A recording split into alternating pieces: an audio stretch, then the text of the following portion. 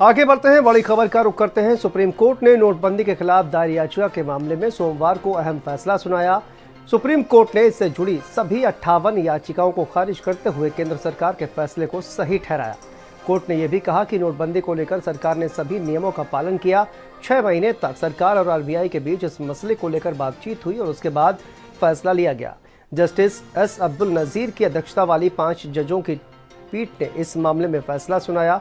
2016 में सरकार ने नोटबंदी का ऐलान किया था। केंद्र सरकार ने साल 2016 में 8 नवंबर की रात 500 और 1000 रुपए के नोटों को बंद कर दिया था।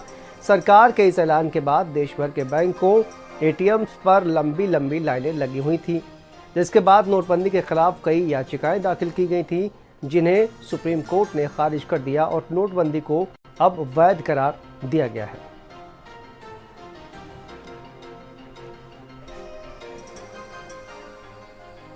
तो सुप्रीम कोर्ट के 5 जजों की संवैधानिक पीठ का बहुमत से यह फैसला, नोटबंदी को सुप्रीम कोर्ट ने वैध करार दिया है और इस पूरे मामले पर केंद्र सरकार को सुप्रीम कोर्ट की तरफ से क्लीन चिट दी गई है। नोटबंदी की प्रक्रिया में कोई गड़बड़ी नहीं हुई है, ये सुप्रीम कोर्ट की तरफ से कहा गया। सरकार और आरबीआई के बीच 6 महीने तक बातचीत हुई है। फैसले के लिए उचित प्रक्रिया का पालन किया गया।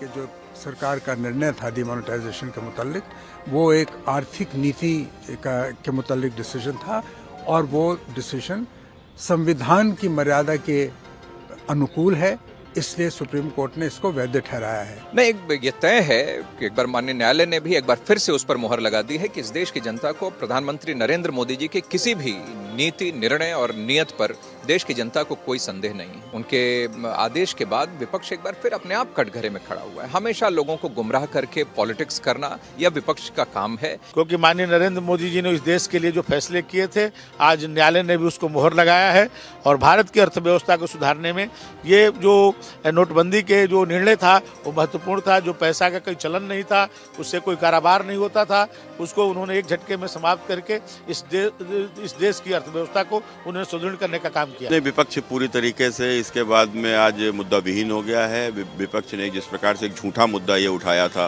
केवल अपने लाभ के लिए, जिस प्रकार से भ्रष्टाचार और आतंकवाद को उनकी सरकारों में बढ़ावा दिया गया और जिस कारण से नोटबंदी लानी पड़ी, तो वो एक आज सुप्रीम कोर्ट ने भी मोहर लगाने के बाद में आज विपक्ष के इस चेहरे को उजागर कर दिया है।